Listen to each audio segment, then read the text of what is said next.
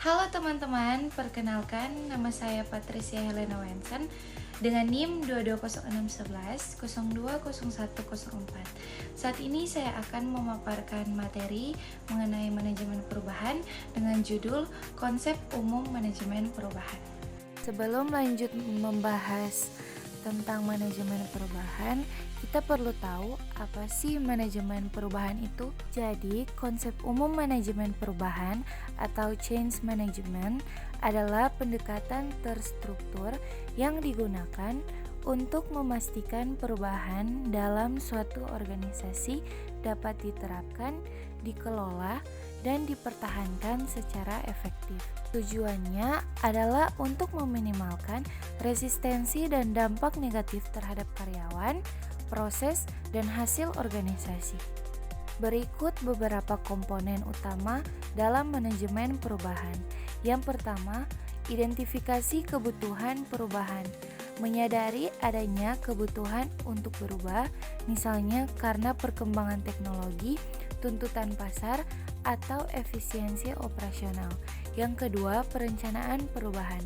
Menyusun strategi, tujuan, dan langkah-langkah untuk mencapai perubahan, termasuk analisis risiko dan stakeholder yang terdampak. Yang ketiga, komunikasi perubahan. Memberikan informasi secara jelas dan terbuka kepada semua pihak yang terlibat agar mereka memahami alasan, manfaat, dan dampak perubahan. Yang keempat, pelibatan dan partisipasi karyawan. Melibatkan karyawan dalam proses perubahan agar mereka memiliki dan mendukung perubahan. Yang kelima, pelatihan dan pengembangan. Memberikan pelatihan atau dukungan yang dibutuhkan agar individu dapat beradaptasi dengan perubahan. Yang keenam, implementasi perubahan.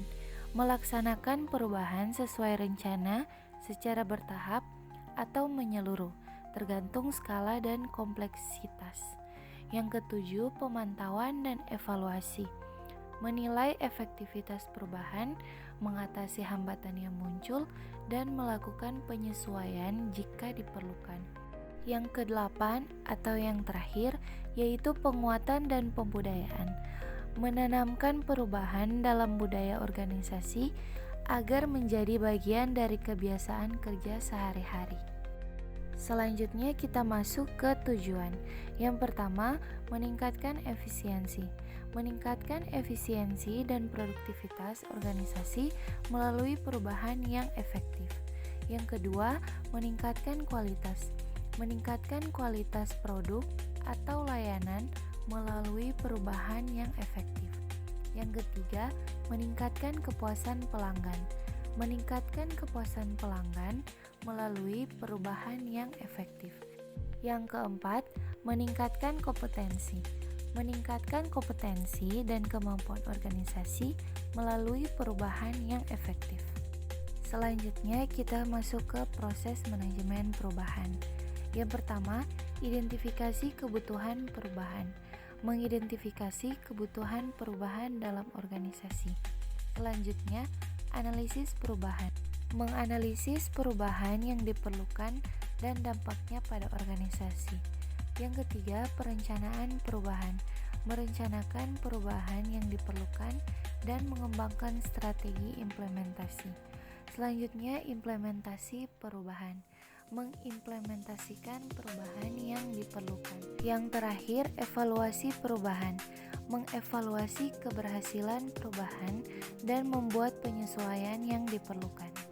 Selanjutnya kita masuk ke prinsip manajemen perubahan. Yang pertama, komunikasi efektif. Mengkomunikasikan perubahan dengan efektif kepada semua pihak yang terkait. Yang kedua, partisipasi aktif. Mengikutsertakan semua pihak yang terkait dalam proses perubahan. Yang ketiga, pengelolaan risiko, yaitu mengelola risiko yang terkait dengan perubahan. Yang keempat, pengembangan kapasitas, yaitu mengembangkan kapasitas organisasi untuk mengelola perubahan. Berikut ada hambatan. Ketahanan terhadap perubahan. Ketahanan terhadap perubahan dari pihak yang terkait. Kedua, kurangnya sumber daya. Kurangnya sumber daya untuk mengelola perubahan. Yang ketiga, kurangnya dukungan. Kurangnya dukungan dari pihak yang terkait. Dan yang terakhir ada ketidakpastian, yaitu ketidakpastian tentang hasil perubahan. Oke, baik. Selanjutnya kita masuk ke pembahasan terakhir, yaitu strategi. Yang pertama, menggunakan pendekatan sistematis, yaitu menggunakan pendekatan sistematis untuk mengelola perubahan. Yang kedua, mengembangkan rencana perubahan, yaitu mengembangkan rencana perubahan yang efektif. Yang ketiga, mengkomunikasikan perubahan, yaitu mengkomunikasikan perubahan dengan efektif kepada semua pihak yang terkait. Dan yang terakhir yaitu mengelola risiko.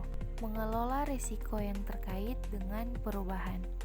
Oke, sekian pemaparan materi tentang manajemen perubahan dari saya. Terima kasih.